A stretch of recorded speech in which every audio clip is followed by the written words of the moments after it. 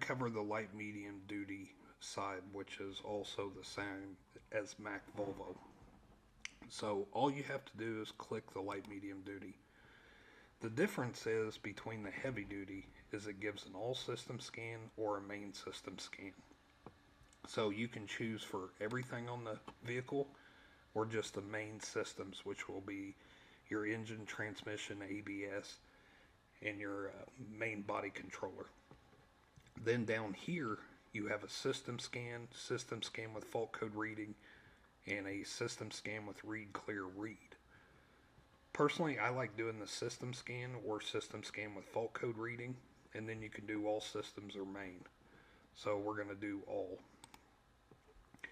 Same as before, down at the bottom you can click to not show that message again, and it will automatically remember your decision. But the difference between heavy duty is with the automotive, and same with Mack Volvo, is depending on the manufacturer's options or the build specs is where you get these different options. So for like engine, there could be 2 different engine options, so it's scanning for the correct one. And that's what it's doing here now. That's why you see 9 of 14, which is different from heavy duty, because with heavy duty you can send out one signal and it sends everything back. With Mack Volvo, with the 16 pin and automotive, you have to request the correct system on each one. But as you see, it gives the same layout like it does with the heavy duty. So now the same way to go into the engine or transmission or ABS or so on, you just highlight and click connect or double click.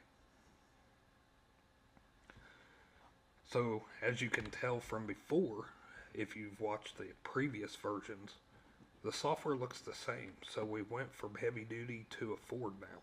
So same way, fault codes, clear fault codes, actuating components, system checks, parameters, maintenance.